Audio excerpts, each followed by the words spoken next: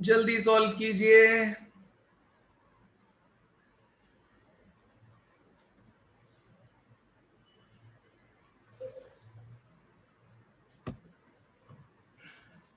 भाई इतना टाइम तो लगना ही नहीं चाहिए इसमें।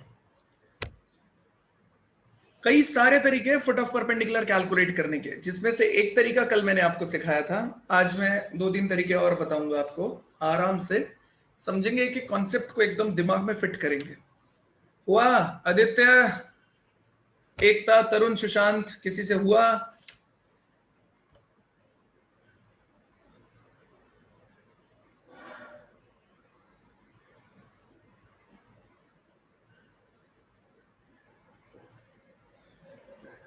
किसी से हुआ?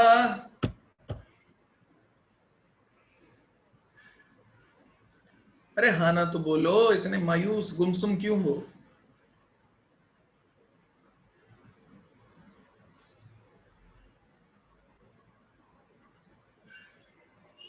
हम्म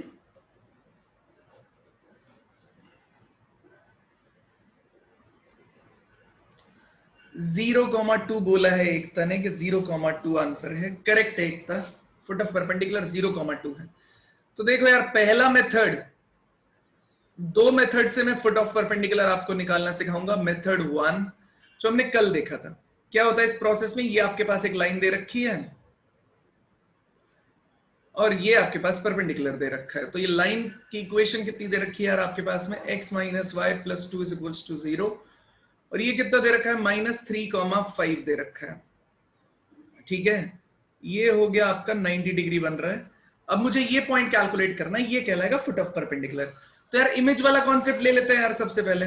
ठीक है, तो इमेज वाले कॉन्सेप्ट में अगर आप चाहते हैं तो वो भी यूज कर सकते हैं, नहीं तो आप इस पॉइंट को h, k कंसीडर कर सकते हैं। तो पहली कंडीशन आपको कैसे मिलेगी इसमें कि ये पॉइंट जो है h, k foot of perpendicular वाला, ये इसको सेटिस्फाई करेगा। तो कितना हो गया, h minus K plus 2 is equals to 0 directly. दूसरी कंडीशन क्या रहेगी, ये अगर लाइन है आपकी L1 और ये A पॉइंट है और ये B पॉइंट है, तो slope of AB and slope of line L1, AB line segment और L1 वाली जो लाइन है एक दूसरे पे 90 डिग्री बनाते हैं। तो M1 M2 is equals to मैं अप्लाई कर सकता हूं -1। तो M1 कितना आ जाएगा आपके पास में 5 माइनस के upon -3 minus h into L1 कितना हो जाएगा, यहां से देखिए y इज इक्वल्स टू कितना हो जाएगा आपके पास में x प्लस 2 आ जाएगा। तो y is equals to mx plus c।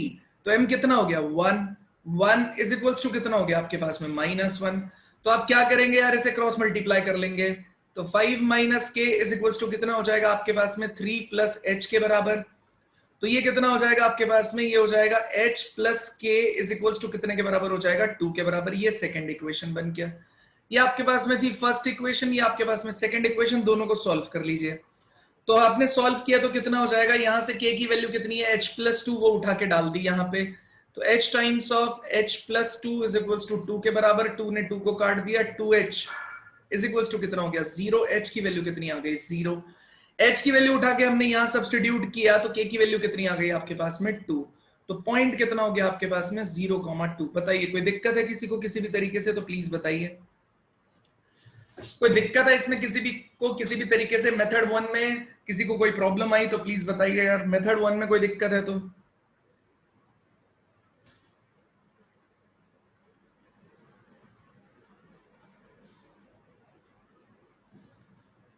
Method 1 एकदम सही है सबका, कोई दिक्कत है? आदित्य समझ आया लड़के, आदित्य, एकता, आ गया सर। तरुण, तरुण आ गया। चलिए मेथड 2 की बात की जाए। पहला मेथड बता दिया, दूसरा मेथड बता रहे हैं। अरे दूसरा मेथड बड़ा ही आसान है यार, यहीं से समझ में आ जाएगा क्यों आसान है। भैया ए बी किस पे परपेंडिकुलर है, L1 पे। तो ए बी लाइन की इक्वेशन निकाल लो आप। L1 लाइन मिली हुई है, ए बी लाइन की इक्वेशन निकाल ली, दोनों का पॉइंट ऑफ इंटरसेक्शन दिया जाएगा आपके पास में। तो L1 लाइन का स्लोप बताइए कितना है, यहां से हमने कैलकुलेट किया, इसे कंपेयर किया y is equals to mx plus c से। तो m की वैल्यू कितना आ गया 1। तो m की वैल्यू कितना निकल के आ गया बेटा आपके पास में 1। अब आप क्या कर सकते हैं, ए बी लाइन का स्लोप कैलकुलेट कीजिए। तो m2 कितना हो जाएगा आपके पास में, m2 हो जाएगा आपके पास में 5, ये k minus 5, k minus 5 upon h minus of minus 3, h minus of minus 3 is h plus 3, आ गया m2 आपके पास में। ठीक है, अब आप m2 को निकाल के फायदा क्या निकालेंगे, m2 निकाल के कोई फायदा नहीं है, m1 जो निकला है ये m1 m2 is equal to -1 लगाएंगे। m A B slope of line A B है और m L1 slope of line L1 है, इन दोनों का प्रोडक्ट -1 होना चाहिए। तो m ए बी कितने के बराबर हो जाएगा, -1 अपॉन m L1, और इसकी वैल्यू कितनी है 1। तो m ए बी कितना आ जाएगा आपके पास में -1। आपके पास m ए बी आ गया -1 और पॉइंट कितना है -3,5। तो बेटा लाइन की इक्वेशन हो जाएगी आपके पास में, पॉइंट स्लोप फॉर्म अप्लाई करने जा रहे हैं, y minus 5 is equal to -1 times of x minus -3, that is x plus 3। तो लाइन की इक्वेशन आ जाएगी y minus 5 is equal to -x minus 3। यहां से समझ में आएगा x plus Y is equal to -5 minus 3 कितना आ जाएगा आपके पास में 2। ये लाइन की इक्वेशन आ गई, x plus Y is equal to 2 के बराबर। ये हमारे पास ए बी लाइन की इक्वेशन आ गई, और ये लाइन है x माइनस वाई प्लस 2। तो ये आपके पास में है x minus Y plus 2 is equal to 0। यहां से y की वैल्यू कितनी हो जाएगी भाई, x प्लस 2 उठा के सब्सटीट्यूट कर दीजिए, तो आपने ये कैलकुलेट कर लिया, यहां से कैलकुलेट हो गया। तो x plus 2 is equal to 2 के बराबर, ये कट जाएगा, 2x इज इक्वल टू कितना हो गया 0, x is equal to 0, x की वैल्यू यहां पे डाली तो y इज इक्वल टू 2 आ गया। फिर से देख लीजिए, एक जो b पॉइंट है उसके कोऑर्डिनेट फिर से कितने आ गए आपके पास में 0,2। बताइए मेथड 2 में किसी को दिक्कत है क्या? ज्यादा दिमाग लगाना ही नहीं है, क्वेश्चन बड़ा आसान है। अब तीसरा मेथड मैं आपको सिखाने जा रहा हूं बेटा, तीसरा मेथड है फॉर्मूला। ठीक है, तो मेथड 1 हमने सिंपल अप्लाई किया, मेथड 2 हमने दूसरा तरीका अप्लाई किया, मेथड 3 हम लोग फॉर्मूला बताएंगे। बताइए कोई टेंशन है इसमें यहां तक किसी को भी, तो प्लीज बताइए। अब आप बोलोगे सर सबसे शॉर्टेस्ट मेथड कौन सा है इस पूरे प्रोसेस में, तो सबसे शॉर्टेस्ट मेथड है फॉर्मूला है। ठीक है, फॉर्मूला अप्लाई करने जा रहे हैं। तो फॉर्मूला क्या है यार, ये यहां पे क्लियरली लिखा हुआ है कि फुट ऑफ परपेंडिकुलर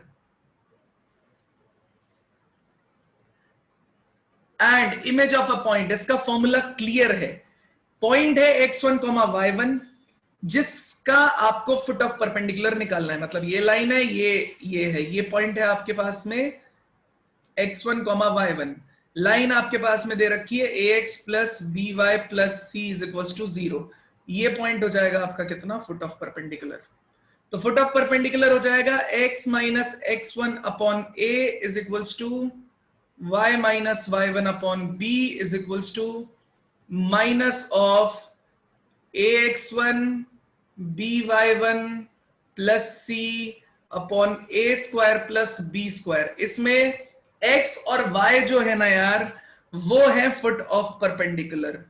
x और y की जो वैल्यू निकल के आएगी बेटा, वो आपके पास में आएगा फुट ऑफ परपेंडिकुलर। ठीक है, तो ये फुट ऑफ परपेंडिकुलर का क्वेश्चन है। मतलब आप बोलोगे सर एग्जांपल बता दो।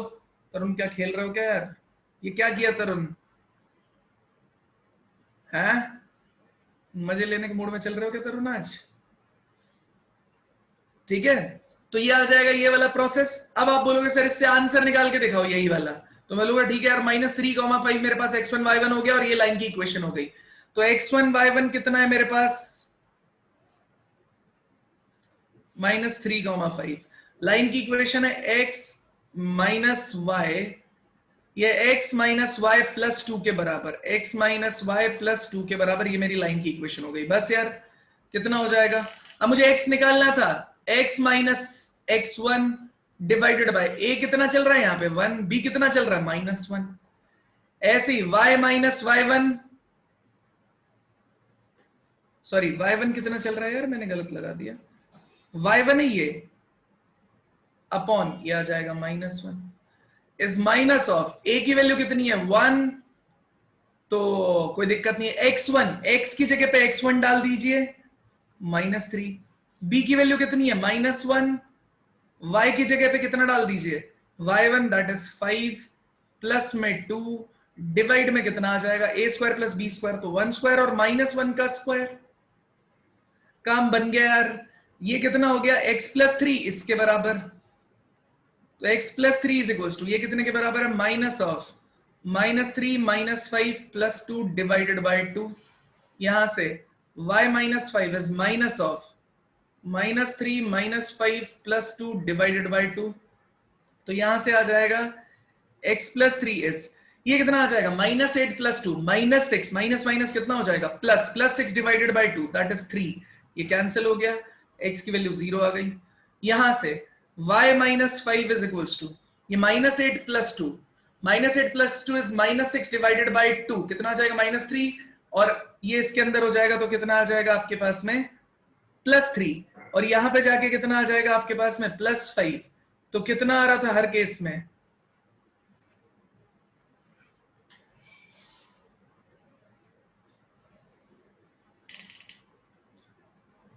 y माइनस y1, तो y1 कितना है आपके पास में, 5 ही तो दे रखा है। एक सेकंड रुक जाओ, कुछ मिस्टेक आ रही है तो उसे देख लेते हैं। y माइनस कितना आ रहा है, 5 आ रहा है। b की वैल्यू कितनी आ रही है, -1, सही लगाया है।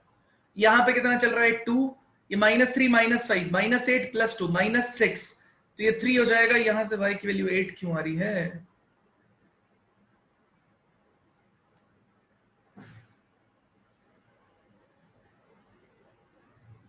इसने काटा, ओके।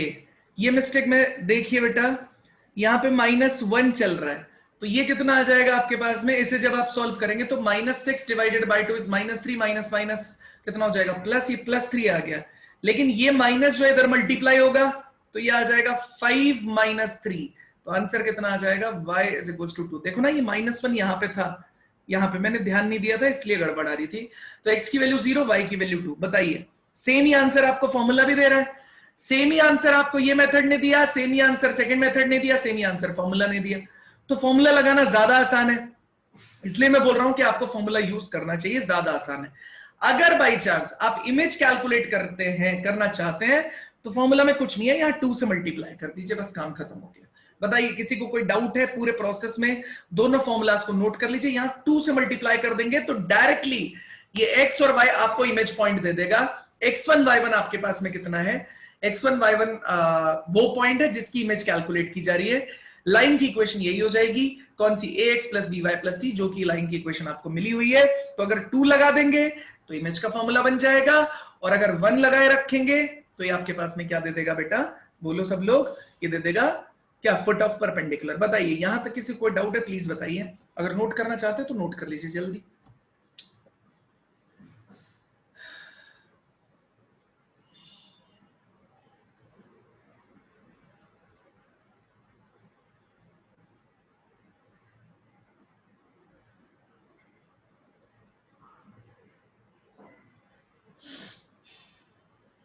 जल्दी बताइए, कोई डाउट है किसी को भी, सुशांत, एकता, तरुण, आदित्य, कोई डाउट है बच्चे,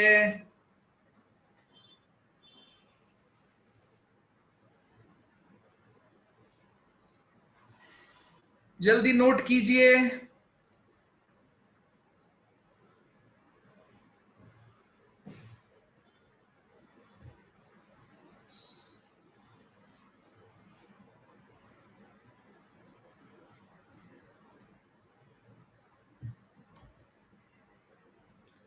अब इमेज वाला पॉइंट देखना आप कितने आसानी से सॉल्व होगा आपसे।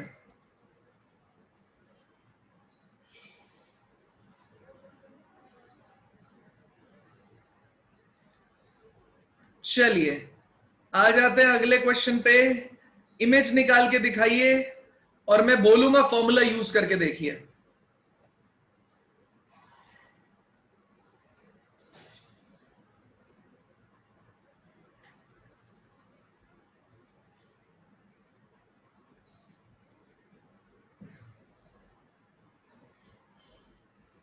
जल्दी,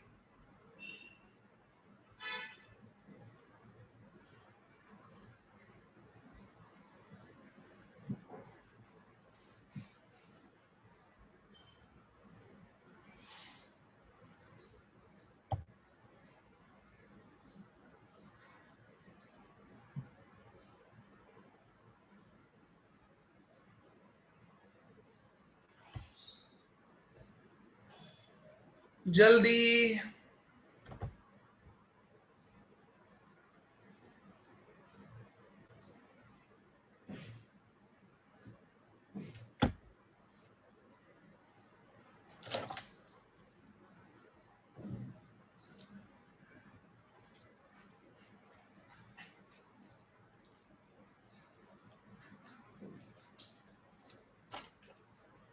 डन है मामला, आगे बढ़े।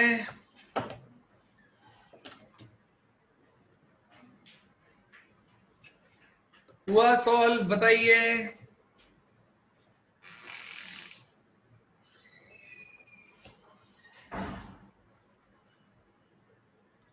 3/13 माइनस 9/13। आंसर में मिस्टेक है लड़के। 3/13 सही है, माइनस 9/13 वाले को चेक करो, आंसर में मिस्टेक है।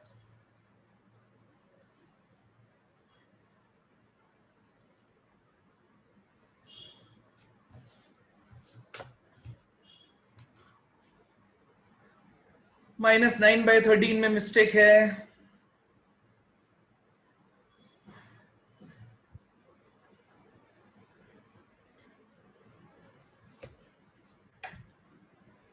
चलिए -1, 2 बताइए।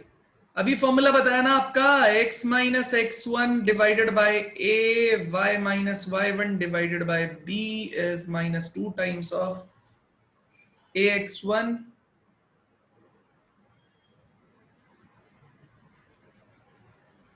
खत्म।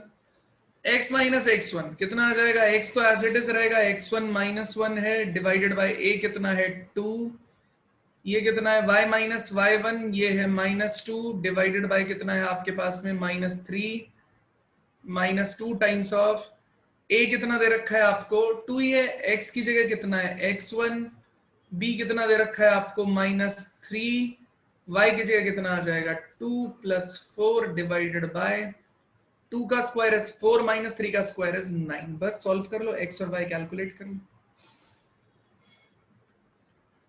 आंसर आएगा, x की वैल्यू आ जाएगी आपके पास में कितना है 3/13 और y की वैल्यू आ जाएगी आपके पास में 2/13। आप सॉल्व करके देख लीजिए। सुशांत आंसर गलत है, सुशांत सामने देखो, 3/13 एंड 2/13 ये आंसर आना चाहिए। आप चाहें तो मैं सॉल्व कर देता हूं आपके लिए। ये देखिए ये कितना आ जाएगा, x + 1 divided by 2 is equals to, यहां से देखिए -2 टाइम्स ऑफ -2 -6 + 4, तो -2 -6 कितना हो जाएगा आपके पास में यार भाई, -2 हो गया यहां से और -6 हो गया, तो कितना हो गया -8 + 4 कितना हो जाएगा बताइए, +4 कितना हो जाएगा -4, तो -4 डिवाइडेड बाय कितना चल रहा है आपके पास में, ये चल रहा है 13। अब देखिए x इज इक्वल्स टू, ये माइनस माइनस प्लस हो गया, ये 8, ये हो गया 16, ठीक है भाई 2 मल्टीप्लाई हो गया ना, डिवाइड बाय 13 माइनस में 1, तो x इज इक्वल्स टू कितना आ जाएगा 16 - 13 डिवाइडेड बाय 13, तो x is equals to 3/13।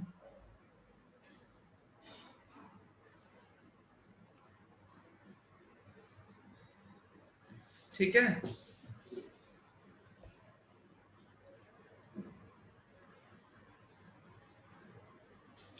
Done है, बताइए कोई दिक्कत है किसी को, डन है मामला?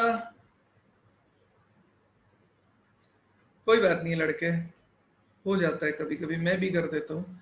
x की वैल्यू 3/13, y वाले को कंपेयर करेंगे, y आ जाएगा y इज 2/13, ठीक है सॉल्व कर लीजिएगा y के लिए, y इज 2/13, ठीक है बड़े आगे, बड़े समझ आया सबको? आदित्य क्लियर हुआ, क्लियर हुआ लड़के आदित्य? Yes sir. चलिए अब ट्रेडिशनल मेथड भी आप अप्लाई कर सकते थे, जो हमने कल ही सीख लिया था। क्या कर सकते थे आप, स्लोप निकाल सकते थे पी क्यू का और स्लोप निकाल सकते थे ए बी का, उनका m1 m2 -1 लगा के। दूसरा आप क्या कर सकते थे, ये तो एक तरीका हुआ, दूसरा क्या तरीका हुआ यार, आप निकाल सकते थे क्या मिड पॉइंट इन दोनों का और उसे इस लाइन को सेटिस्फाई करा सकते थे, वहां से भी काम बन सकता था। अब फुट ऑफ परपेंडिकुलर भी निकाल सकते हैं और इसको ट्वाइस करके फुट ऑफ परपेंडिकुलर आ जाएगा, पी क्यू का मिड पॉइंट एम आएगा, उस रिलेशन को लगा के भी आप निकाल सकते हैं। तो तरीका एक ही है, उसी को घुमा फिरा के 4-5 बना दिए गए। ठीक है, हेडिंग लिखिए यार। ये पीपीटी अपने को कंप्लीट करना है, लेकिन ये पीपीटी अपना टाइम बहुत कंज्यूम करेगी, तो धीरे धीरे चलेंगे। ठीक है, तो चलिए सबसे पहले ये प्रॉपर्टीज ऑफ ट्राइंगल है यार। ठीक है, ये प्रॉपर्टीज ऑफ ट्राइंगल में आ रहा है। तो पहला है इसमें सेंट्रॉइड। जो जो मैं लिखवाता जा रहा हूं वैसे वैसे लिखिए, सीधा नहीं, क्योंकि सेंट्रॉइड बताऊंगा, इन सेंटर बताऊंगा, सरकम सेंटर बताऊंगा, ऑर्थो सेंटर बताऊंगा और एक सेंटर बताऊंगा। तो एक एक करके सारी चीजों पे बात करेंगे, इन्होंने बहुत कम यूज किया है। ठीक है, चलिए सबसे पहले सेंट्रॉइड। सेंट्रॉइड क्या होता है बेटा? मेरे पास एक ट्राइंगल है। सेंट्रॉइड का पहले कॉन्सेप्ट आपको पता होना चाहिए, सेंट्रॉइड होता क्या है। सेंट्रॉइड होता है पॉइंट ऑफ इंटरसेक्शन। यहां पे छोटी सी डेफिनेशन लिखूंगा, point of intersection, point of intersection of medians. ये आपका देता है सेंट्रॉइड, पॉइंट ऑफ इंटरसेक्शन। ये इसकी स्टैंडर्ड डेफिनेशन है बेटा, point of intersection of medians. अब मीडियन क्या होता है, कोई बताएगा मुझे? बताओ भैया, एकता, मीडियन क्या होता है बेटा, बताओ। एक तो फॉर्मूला है निकालने का तरीका, एक मीडियन है। मीडियन बताओ कैसे निकाला जाता है, मीडियन बताओ।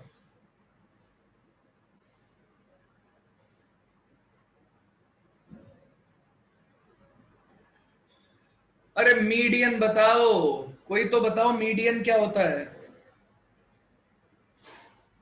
तरुण, क्या होता है मीडियन?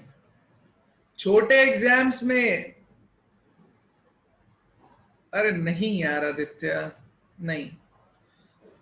जो छोटे छोटे एग्जाम होते हैं, छोटे मतलब जेई के कंपैरिजन में, जैसे एनडीए है, वीआईटी है, वहां पे सेंट्रॉइड निकाला जाता है। ऐसे छोटे छोटे क्वेश्चन ये प्रॉपर्टीज ऑफ ट्राइंगल से बहुत पूछा जाता है। ठीक है, मैथमेटिक्स के पेपर में। तो लड़के, ये आपको काफी हेल्प करेगा। ठीक है, होता क्या है, मीडियन होता है जो लाइन सामने वाली साइड को कहां पे इंटरसेक्ट करे, उसके मिड पॉइंट पे, मतलब वो बाइसेक्ट कर देनी चाहिए सामने वाली साइड को। मतलब बीडी कितने के बराबर है? डीसी के बराबर है। तो सामने वाली साइड को कहां पे कट करना चाहिए? उसके कहां पे? मिड पॉइंट पे। कहां पे कट करना चाहिए? उसके मिड पॉइंट पे। तो ये चीज क्या कहलाएगी? आपकी मीडियन कहलाएगी। कहां पे कट करना चाहिए? मिड पॉइंट पे। तो ये मिड पॉइंट है बेटा। ठीक है, ये डी हो गया, ये ई हो गया आपके पास में। तो ये मिड पॉइंट्स पे है, यहां पे हो गया, यहां पे हो गया। तो ये पॉइंट ऑफ इंटरसेक्शन ऑफ क्या है? मीडियंस। ठीक है, वो क्या कहलाता है बेटा? आपका सेंट्रॉइड। सेंट्रॉइड का रिप्रेजेंटेशन किससे होता है? नोटेशन होता है जी से। ठीक है, और निकाला कैसे जाता है? इसका फॉर्मूला है x1 plus x2 plus x3 divided by कितना हो जाएगा? 3, y1 plus y2 plus y3 divided by कितना हो जाएगा? 3। ये आपका क्या कहलाएगा बेटा? सेंट्रॉइड। क्या कहलाएगा? सेंट्रॉइड के vertex x1 plus x2 plus x3 divided by 3, y1 plus y2 plus y3 divided by 3 से कैलकुलेट किए जाएंगे। ठीक है, दूसरी चीज इसके अंदर एक इंपॉर्टेंट चीज क्या होती है? सामने वाली साइड को तो ये 1:1 में डिवाइड कर रहा है, 1:1 में। यहां पे भी 1:1 में। लेकिन ये जो जी है, ये किस में आएगा? 2:1 में। ये जो जी है, ये किस में आएगा? 2:1 में। तो 2:1 में हम यहां पे लिख देते हैं कि जो सेंट्रॉइड है वो आपकी मीडियन को, सेंट्रॉइड आपकी मीडियन को किस रेशो में डिवाइड करेगा? 2:1 में। 2 डिवाइडेड बाय 1, ये आपको याद रखने वाली चीज होती है। आप लिख भी सकते हैं यहां पे statement, centroid will divide median into the ratio 2:1। This is all about centroid यार। सेंट्रॉइड का बेसिक मीनिंग ये भी बोला जाता है सेंटर ऑफ द ज्योमेट्री। ठीक है, ये इस ज्योमेट्री का सेंटर है बोला जाता है। ठीक है, ठीक है, तो इसे हम लोग लेकिन एग्जाम्स में यूज नहीं करते, ये उस एग्जाम की लैंग्वेज में काम नहीं आता है। एग्जाम की लैंग्वेज में डायरेक्टली वर्ड यूज करेगा वो centroid. Point of intersection of median is a centroid. Centroid के कोऑर्डिनेट मैंने लिखने सिखा दिए और जो इंपॉर्टेंट रेशियोज है आपको वो बता दिए। फटाफट नोट कर लीजिए, किसी को कोई डाउट है तो पूछ लीजिए।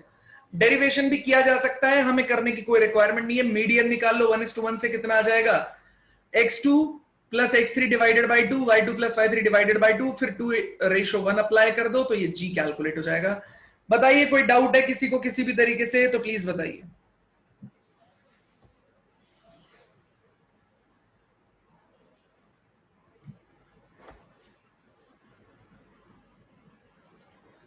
क्लियर है सबको? एकता, तरुण, आदित्य, अगले सेंटर पे चले।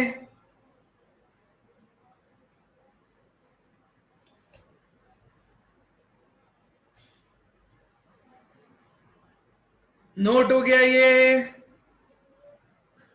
चलिए नेक्स्ट है इन centre.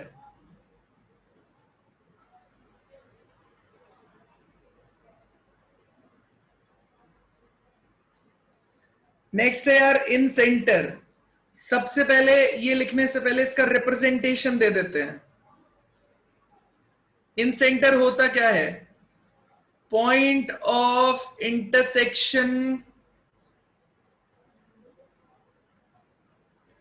Of internal angle bisector.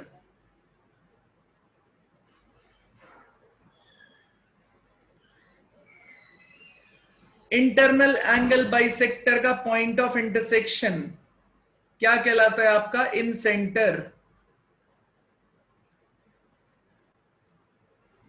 ये ए पॉइंट है मेरे पास, ये बी पॉइंट है मेरे पास, ये सी पॉइंट है, ये पॉइंट है x1, y1, ये पॉइंट है x2, y2, ये पॉइंट है x3, y3,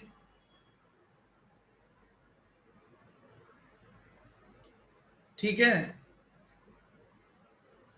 अब इंटरनल एंगल बाइसेक्टर के बारे में अगर बात की जाए तो बेटा वो ये और ये वाला एंगल दोनों बराबर होने चाहिए। जो भी लाइन खींचेगी ये इंटरनल एंगल बाइसेक्टर हो गया। दूसरी लाइन मान लेते हैं मैंने ये बनाई,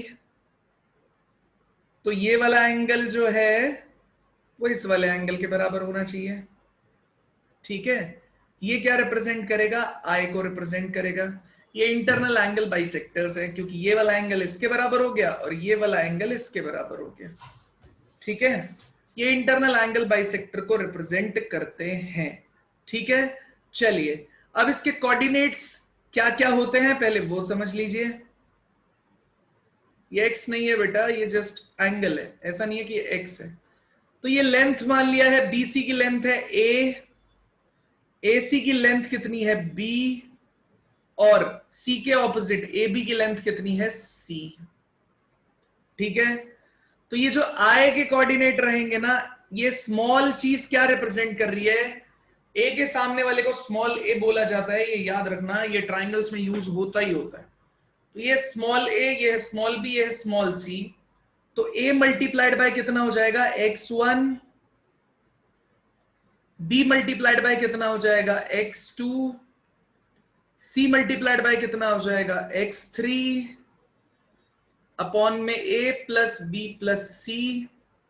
इसी तरीके से a मल्टीप्लाइड बाय कितना आ जाएगा y1, b multiplied by y2, c multiplied by y3 upon में a plus b plus c। ये इसके कोऑर्डिनेट्स निकाले जाते हैं। अब ये कोऑर्डिनेट्स तो निकाल लिए गए, अब कुछ इंपॉर्टेंट रेशियोज होते हैं। ये पॉइंट अगर मैं D मानूं तो BD अपॉन DC ये रेशियो रहेगा। देखो D BD के साइड में कौन आ रहा है C, और DC के साइड में कौन आ रहा है B, तो BD की तरफ आ जाएगा C और DC की तरफ आ जाएगा B, C अपॉन B। और ज्यादा सही है इस फिगर से याद होता है। ठीक है, ज्यादा सही है इस फिगर से याद होता है। मैं यहां पे लिखता हूं तो ये हो जाएगा C यहां पे आया, इस 2 में B यहां से आया, और ये एक्चुअल लेंथ रिप्रेजेंट हो रही थी A। इसी तरीके से कल को अगर आप ये पॉइंट निकालने लग जाए E, तो ये कैसे आएगा, A E, इसकी तरफ ये आ रहा है C, तो ये बना दीजिए C/2, यहां पे EC की तरफ में कौन आ रहा है, A, ये आ जाएगा A। ऐसे ये लाइन यहां पे होती तो यहां पे मान लेते F होता, तो AF की तरफ कौन आ रहा होता, B इधर आ जाता, और BF की तरफ कौन आ रहा होता, ये A इधर आ जाता। तो ये इस तरीके से रेशियोज को डील किया जाता है। प्लस अब ये इन सेंटर भी इस इंटरनल बाइसेक्टर को किसी और रेशियो में डिवाइड करेगा, तो मैं यहां पे भी लिख देता हूं, ये कितना हो जाएगा, AE अपॉन में EC, ये कितना हो जाएगा आपके पास में C/A। इसी तरीके से आपका जो इन सेंटर है, मतलब ये इंटरनल एंगल बाइसेक्टर है, उसे ये इन सेंटर एक रेशियो में डिवाइड करेगा। वो रेशियो कैसे आएगा, थोड़ा जूम करता हूं और फिर लिखता हूं ताकि लिखा जा सके और आपको क्लियरली समझ भी आ सके। तो रेशियो रहेगा, देखो A ये पॉइंट है, A I और D चल रहा है, तो AI/2 ID ये रहेगा B प्लस C, तो B प्लस C/2 कौन आ जाएगा, ID के लिए जो सामने वाला है A। मतलब अगर मैं चाहूं इसके लिए निकालने लगू तो I डिवाइड करेगा BE को, यहां से देखिए A यहां से आएगा, यहां से A प्लस C, तो ये हो गया A प्लस C, इस 2 में कौन आ जाएगा यार, यहां पे आ जाएगा B। तो आप बोलेंगे सर ये इतना रेशियो पे आप फोकस क्यों कर रहे हैं, तो मैं बोलूंगा बेटा आपके कई बार क्वेश्चन ऐसे रेशियो से ही सॉल्व हो जाएंगे। तो AI अपॉन में कितना है, ID अगर करने के लिए बोला जाए तो वो B plus C divided by A रहेगा। आई होप आपको अब ये बात समझ में आ जाएगी कि जब भी मैं इन सेंटर बनेगा, ये B प्लस C/A कैसे आया, वो उसकी बात नहीं चल रही है, मतलब लिखा क्यों गया है ये और लिखा किस तरीके से गया है वो आपको समझ में आ जाएगा एटलीस्ट। ठीक है, BI अपॉन ID फिर से, तो BI is A plus C upon ID is B, इस तरीके से इसे सॉल्व किया जा सकता है। बताइए, समझ आया तो प्लीज बताइए।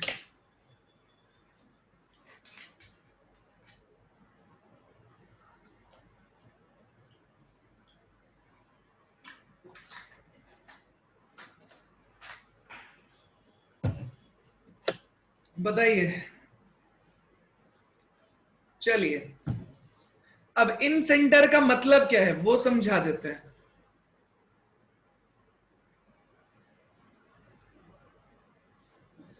इन सेंटर बेसिकली रिप्रेजेंट करेगा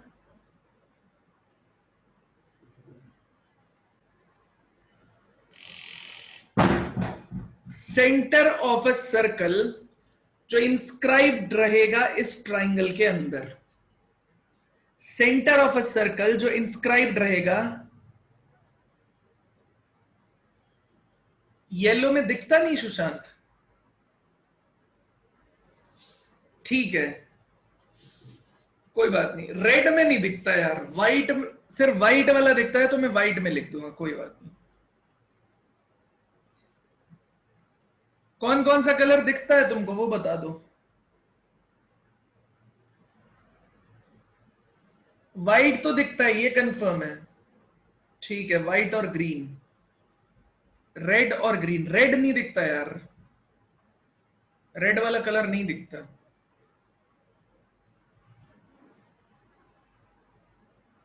चलिए येलो से नहीं बनाएंगे, येलो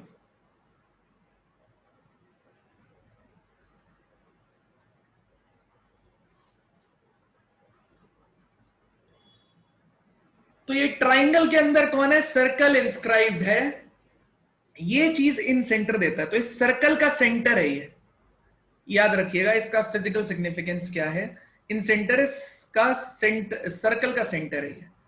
कोई दिक्कत है तो प्लीज बताइए।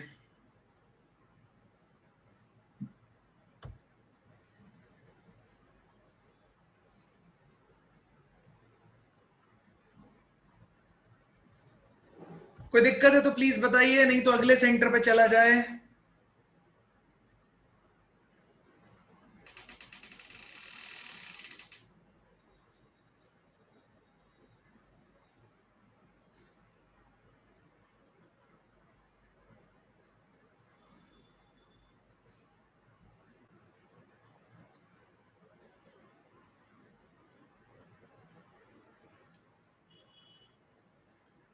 कोई दिक्कत है तो प्लीज बताइए।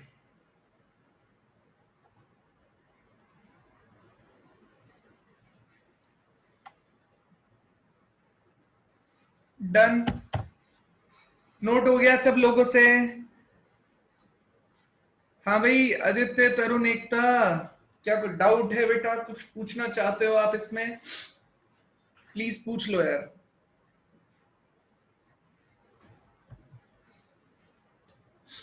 आज कोई बोल क्यों नहीं रहा है? हे आदित्य, आज चुप रहने का डिसाइड किया है तुमने क्या?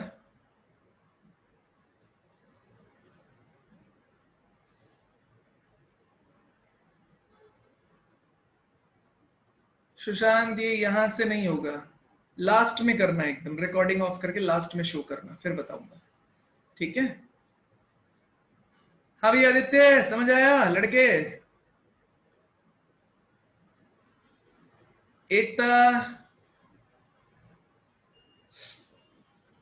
नहीं बताओगे? ठीक है, नेक्स्ट हेडिंग लिखो यार। तरुण, नेक्स्ट हेडिंग लिखो। अब एक्स सेंटर से पहले मैं सरकम सेंटर समझाना चाहूंगा। सरकम सेंटर रिप्रेजेंट होगा ओ से। होता क्या है? Point of intersection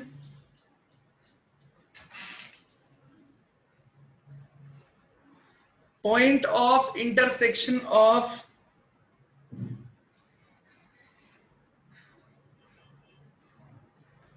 angle bisector.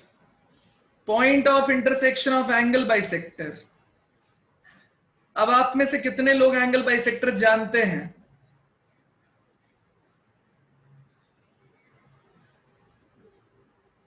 एक सेकेंड, ये सिर्फ एंगल बाइसेक्टर वाला मामला नहीं रहता यार, ठीक है? ये वो वाला रहता है, पॉइंट ऑफ इंटरसेक्शन ऑफ, ये साइड वाला प्रोसेस भी होता है इसके अंदर। इंटरनल एंगल बाइसेक्टर क्या देगा? इन सेंटर देगा, ठीक है? परपेंडिकुलर बाइसेक्टर, तो एंगल बाइसेक्टर वर्ड ना लिख के हम लोग ज्यादा क्लैरिफाई करेंगे, परपेंडिकुलर बाइसेक्टर है ये, point of intersection of perpendicular bisector. अब आप बोलोगे सर परपेंडिकुलर बाइसेक्टर क्या होता है? तो बोलूंगा बेटा देखो, परपेंडिकुलर बाइसेक्टर क्या होता है? वो ऐसा होता है, साइड को बाइसेक्ट भी करता है और उस पर 90 डिग्री का एंगल भी बनाता है। इसी तरीके से वो साइड को बाइसेक्ट भी करता है और 90 डिग्री का एंगल भी बनाता है। तो उसका पॉइंट ऑफ इंटरसेक्शन आपको क्या मिलेगा बेटा? ये मिलेगा सरकम सेंटर। क्या रहेगा? सर्कल। हाँ, साइड के परपेंडिकुलर भी रहता है और मिड पॉइंट भी रहता है यार। मतलब ए बी सी, इसकी अगर बात करेंगे,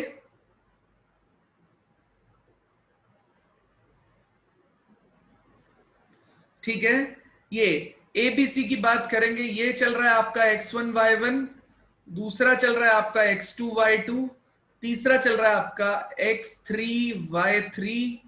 तो बेटा ये जो पॉइंट है ये आपका ओ रिप्रेजेंट करेगा। ए है x1 y1, बी है x2 y2, सी है x3 y3, तो ये ए बी सी, ये ओ रिप्रेजेंट करेगा आपका सरकम सेंटर। ठीक है? अब आप बोलोगे सर सरकम सेंटर बेसिकली रिप्रेजेंट क्या करता है? तुम बोलूंगा एक सर्कल है आप, ये एक ट्राइंगल है आपका, उसके वर्टिसेस से पास होने वाला सर्कल का सेंटर सरकम सेंटर होता है। उसके वर्टिसेस से पास होने वाले सर्कल, उसके वर्टिसेस से पास होने वाले सर्कल का सेंटर सरकम सेंटर होता है। ठीक है? हाँ, इसे सरकम सर्कल भी बोलते हैं। तो उसका सेंटर सरकम सेंटर होता है। ठीक है? तो ओ इस तरीके से रिप्रेजेंट किया जाता है। अब इसका देखो, इसकी बेसिक डेफिनेशन क्या है?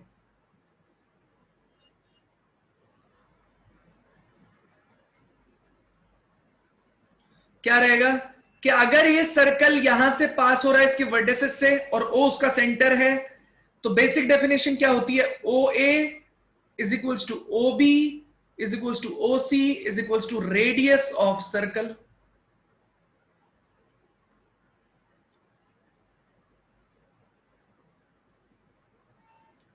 OA is equals to OB is equals to OC is equals to radius of circle रहता है, ये बेसिक डेफिनेशन रहती है।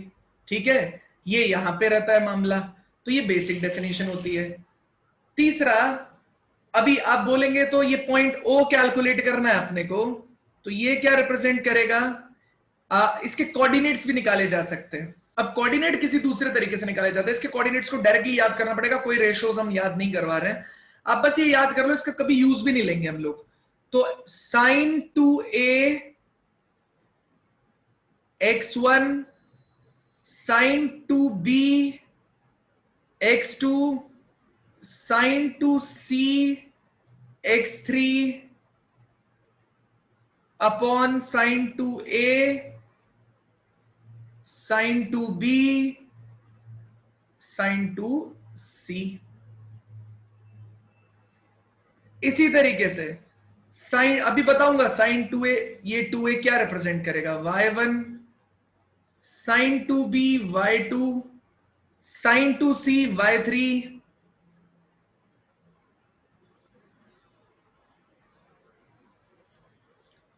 फिर से साइन 2a साइन 2b और साइन 2c।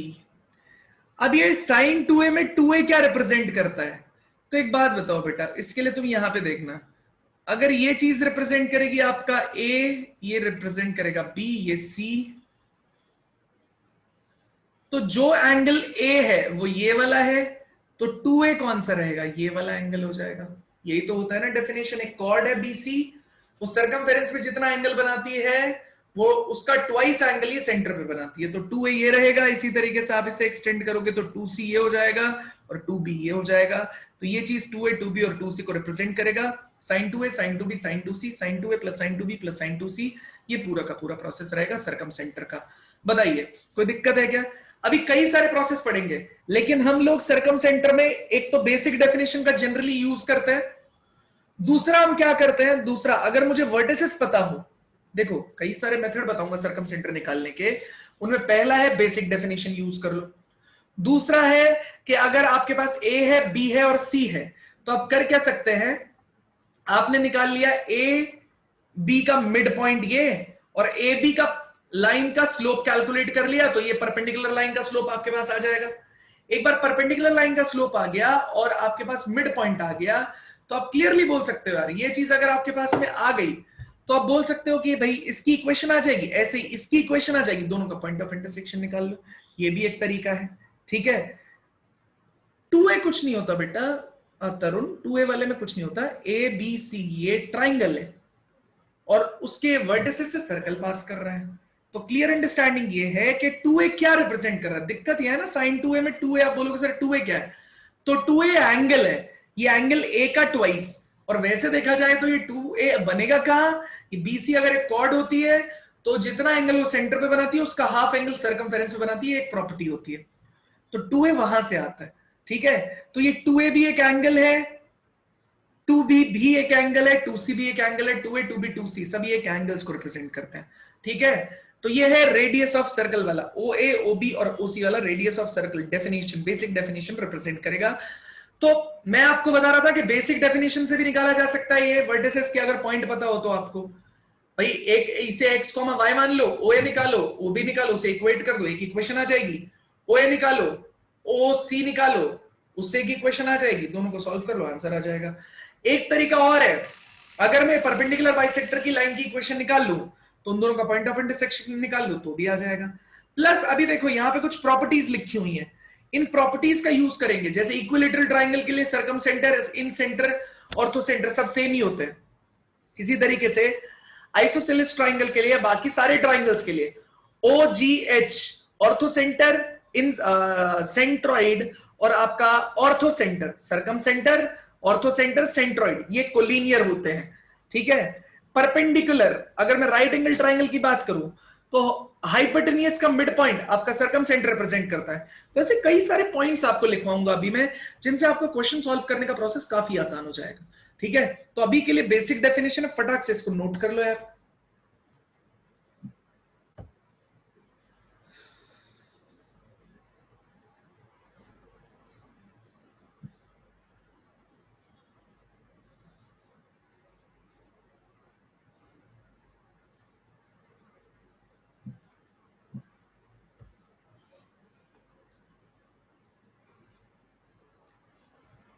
नोट कर लीजिए फटाक से।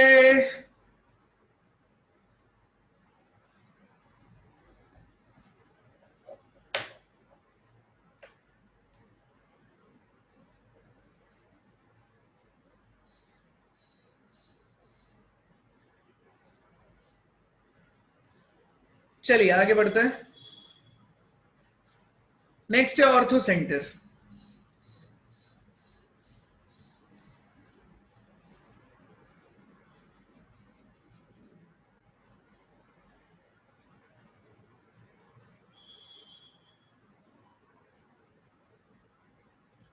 ऑर्थो सेंटर सिंबल क्या रहेगा? एच। ठीक है,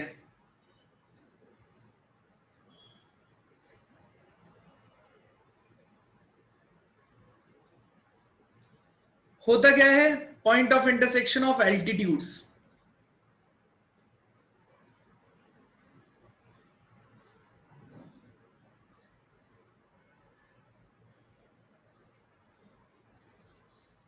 अब आप बोलेंगे सर एल्टीट्यूड्स क्या होता है? तो बोलूंगा बेटा एक बात बताओ,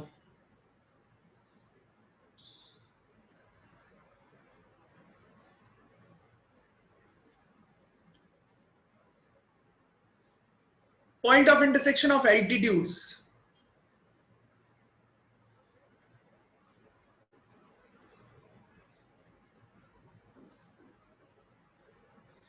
एल्टीट्यूड्स होते हैं बेटा परपेंडिकुलर।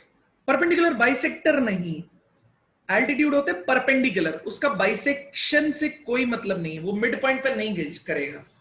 ठीक है, सीधा मतलब होता है इसका कि बस ये 90 डिग्री पे, सामने वाली लाइन का 90 डिग्री पॉइंट ऑफ इंटरसेक्शन है और कुछ भी नहीं है, इससे ज्यादा उसको कोई लेना देना नहीं है,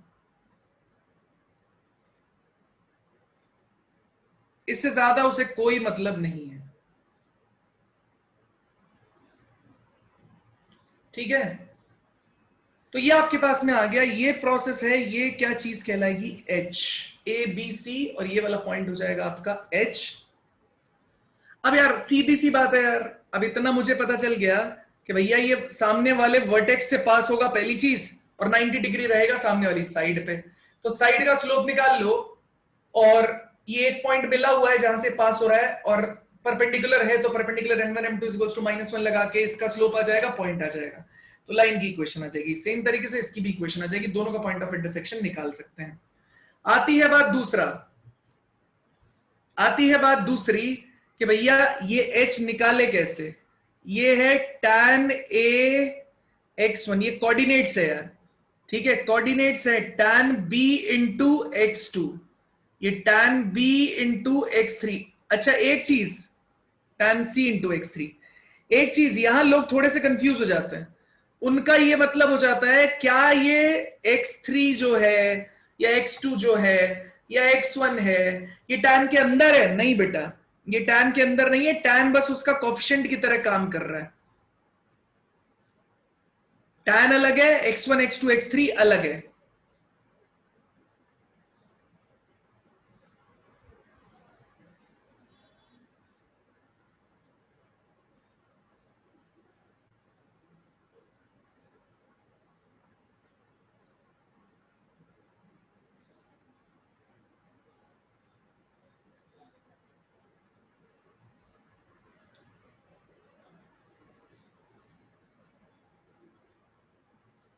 हाँ, y है सर,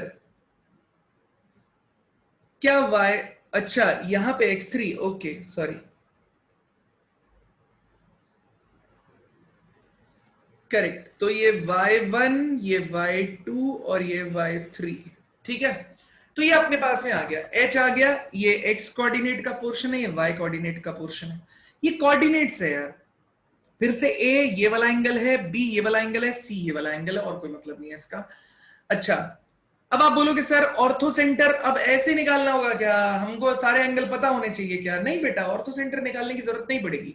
सबसे बढ़िया तरीका तो वही है, आप ये परपेंडिकुलर की इक्वेशन निकालो, ये परपेंडिकुलर की इक्वेशन निकालो, दोनों का पॉइंट ऑफ इंटरसेक्शन निकाल लो, वहां से ऑर्थो सेंटर आ जाता है। ठीक है, और भी नहीं। ठीक है, तो अब मेरे को चारों सेंटर्स का आइडिया लग गया है, अब मैं आपको सारी चीजें बता सकता हूं। इसमें एक और होते हैं एक सेंटर का डिस्कशन बाद में करेंगे, पहले इन चारों को देख लेते हैं। ठीक है, तो ये देखिए, ये है पहला सेंट्रॉइड, इसके बारे में मैंने आपको बता दिया। ये है इन सेंटर, उसके बारे में मैंने आपको बताया।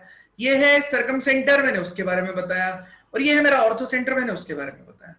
अब बात आ जाती है यार इनकी। देखिए, ये मैं आपको ऑलरेडी बता चुका हूं, incentre divides the angle bisector in the ratio, ये मैंने यहां पे आपको बता दिया है। ठीक है, तो इसको मेरे को समझाने की रिक्वायरमेंट नहीं है। आ जाते अगला। ठीक है, पहले ये वाला लेते हैं, फिर ये वाला लेते हैं, फिर ये वाला लेते हैं, या मैं खुद भी बता देता हूं आपको एक एक करके। ये तीनों प्रॉपर्टीज ले लेते हैं। इन तीनों प्रॉपर्टीज को अंडरस्टैंड करना ज्यादा जरूरी है, तब आपको समझ में आएगा कि आपको बहुत ज्यादा चीजों की रिक्वायरमेंट होती नहीं है। तो पहली चीज, किसी भी ट्राइंगल के लिए सिर्फ और सिर्फ किसे छोड़ दें आप, इक्विलेटरल ट्राइंगल को। ठीक है, अभी ट्राइंगल के हिसाब से भी बात करेंगे। Orthocentre, centroid and circumcentre are always collinear and centroid divide the line joining orthocenter and circumcenter in the ratio 2:1। तो इसमें काट लेते हैं इसको एक बार, यहां पे ऐड कर दिया। तो पहला वाला, इसे मैं बना के दिखा रहा हूं आपके लिए। यहां पे ऐसे याद रखेंगे आप, O सेंट्रॉइड इज G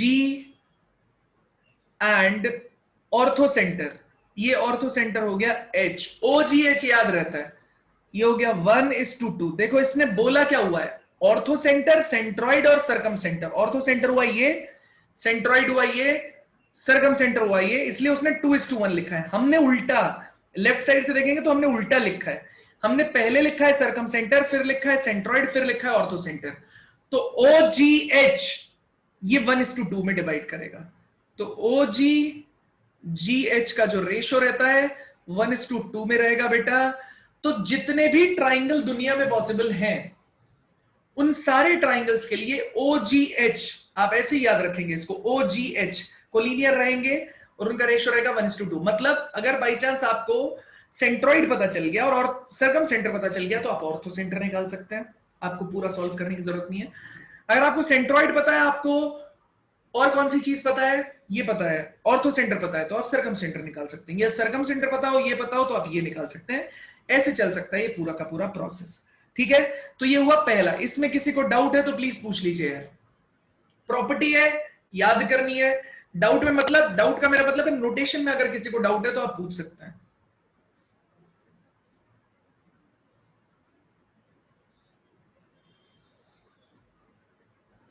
नहीं, ऑर्थो सेंटर का कोई सेंटर नहीं होता ऐसे सुशांत, ऑर्थो सेंटर का कोई सेंटर नहीं होता। ठीक है, सेंट्रॉइड का भी नहीं, ऑर्थो सेंटर का भी नहीं, सर्कम सेंटर और आपका वो रहता है। यहां तक समझ आया? बात करते हैं अगली यार, इसकी फोर्थ प्रॉपर्टी की।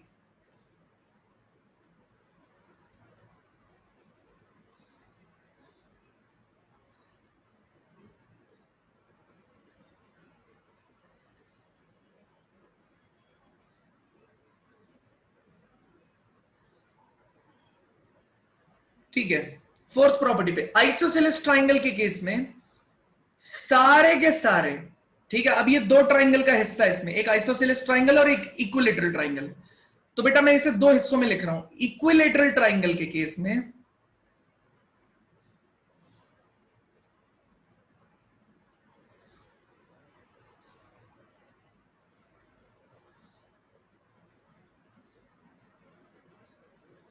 इक्विलेटरल ट्राइंगल के केस में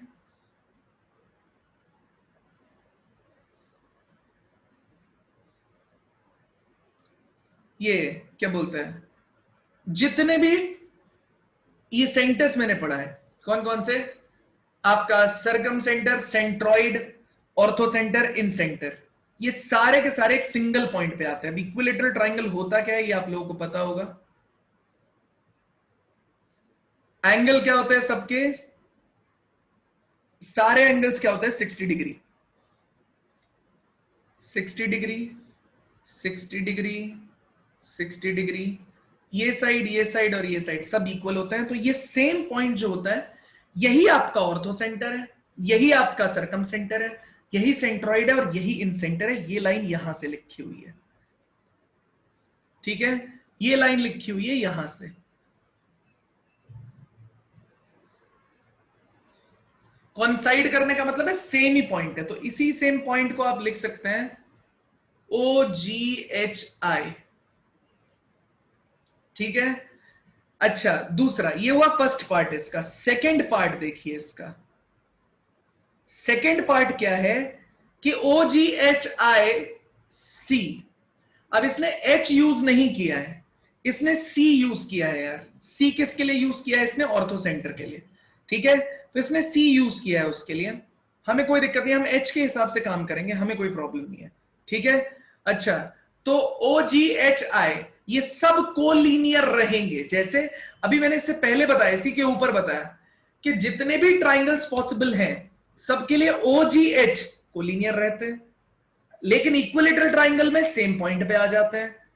अब जितने भी ट्राइंगल हैं उनमें अगर आप आइसोसेलेस ट्राइंगल की बात करेंगे तो OGH तो कोलिनियर रहेंगे ही, आई भी कोलिनियर हो जाएगा। तो आइसोसेलेस ट्राइंगल के बारे में अगर बात की जाए, अच्छा ये इसका मतलब क्या होता है आइसोसेलेस का? क्या मतलब होता है बेटा इसका? इसका मतलब होता है दो साइड्स इक्वल है। आपकी कोई भी दो साइड्स आपके केस में क्या रहेंगी? इक्वल रहेंगी।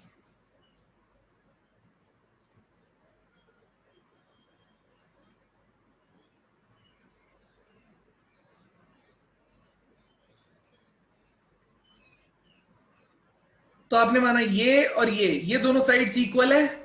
हो सकता है ये वाली इसके इक्वल हो जाए, हो सकता है ये वाली इसके इक्वल हो जाए, तो कुछ भी हो सकता है, कोई भी दो साइड्स इक्वल रहेंगी। ठीक है, तो दो एंगल्स भी इक्वल रहेंगे। ऑब्वियसली ट्राइंगल की प्रॉपर्टी है कि दो साइड्स इक्वल है तो दो ऑपोजिट एंगल्स, अगर ये साइड्स इक्वल है तो ये वाला एंगल भी इक्वल रहेंगे। यही मतलब होता है इसका, ये आइसोसेलेस। तो इसके केस में OGH and I they all are collinear। ठीक है, ये कोलिनियर रहेंगे सारे के सारे। OGHI आपके क्या हो जाएंगे बेटा? कोलिनियर हो जाएंगे। अब आप बोलोगे सर निकालेंगे कैसे? तो बोलूंगा बेटा देखो यार, OGHI ये तो इसके केस में भी कोलिनियर है, तो आपको कोई दो तो निकालने ही पड़ेंगे, तीसरा आ जाएगा। और अगर तीसरा मिल गया, रेशो नहीं पता, रेशो कुछ भी हो सकता है, तीसरा मिल गया तो इन सेंटर निकालने के तो फॉर्मूला आसानी। इन सेंटर और आपको सेंट्रॉइड निकालने में कभी दिक्कत नहीं होगी। दिक्कत होगी आपको सरकम सेंटर और ऑर्थो सेंटर कैलकुलेट करने में। तो वो केस के लिए आप हमेशा ये वाली प्रॉपर्टी बहुत ज्यादा इंपॉर्टेंट है। ये तो सिर्फ थ्योरेटिकल कॉन्सेप्ट में काम में आती है, ये वाली प्रॉपर्टी बहुत ज्यादा इंपॉर्टेंट है, आपको बहुत ज्यादा काम आएगा। लास्ट वाली ये फिफ्थ प्रॉपर्टी भी बहुत ज्यादा काम की अपने।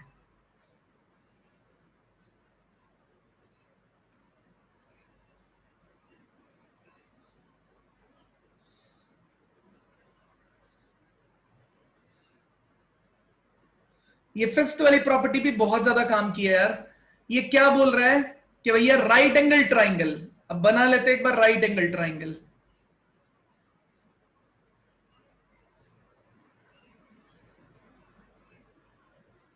ये मेरे पास कितना दे रखा है? A B and C दे रखा है। ये दे रखा है 90 डिग्री। एबीसी में ये 90 डिग्री वाला पोर्शन दे रखा है, तो 90 डिग्री राइट एंगल ट्राइंगल है यार। 90 डिग्री आ गया ना, तो इसका मतलब ये वर्टेक्स से 90 और ये वर्टेक्स से 90 तो बन ही गया। तो जहां पे 90 आ रहा है वो आपका ऑर्थो सेंटर हो जाएगा। इसमें तो बहुत ही बढ़िया काम है, वो आपका ऑर्थो सेंटर हो जाएगा। ऐसे ही हाइपोटेनियस का जो मिड पॉइंट रहेगा वो आपका सरकम सेंटर हो जाएगा।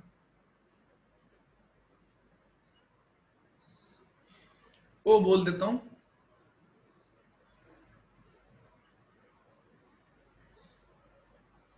ठीक है। ओ आपका सरकम सेंटर हो जाएगा। ये क्या रहेगा? Midpoint of the hypotenuse, ये इसने लिखा है, circumcentre is midpoint of the hypotenuse. ठीक है, और ऑर्थो सेंटर आपका क्या हो जाएगा? ये वर्टेक्स हो जाएगा। ठीक है, अगर दो चीजें मिल गई तो सेंट्रॉइड आप निकाल सकते हैं। ठीक है, इतना डाइजेस्ट कर लीजिए, काफी ज्यादा है आज के लिए। ठीक है, चलिए बताइए कोई डाउट है यहां तक? नोट हो गया?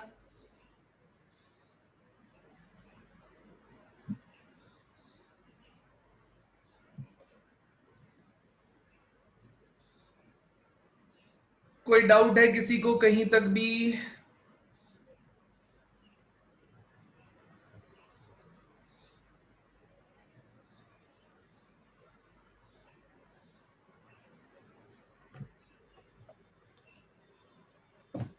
कोई डाउट है किसी को कहीं तक भी तो प्लीज बताइए। इसमें ये वाला हार्मोनिक कॉन्जुगेट वाला ये मैं सिखाऊंगा, आपकी शीट का फर्स्ट सेक्शन का लास्ट क्वेश्चन है ये, मतलब पार्ट 1 का सेक्शन ए का लास्ट क्वेश्चन यही है, हार्मोनिक कॉन्जुगेट वाला। ठीक है, तो बताना ही है मेरे को। मॉड्यूल डिस्कस करेंगे, थोड़ा पढ़ा लो यार एक बार, ठीक है। उसके बाद जैसे एक बार मैं एंगल बाइसेक्टर वाली प्रॉपर्टी बता दूंगा, उसके बाद मॉड्यूल डिस्कस करेंगे।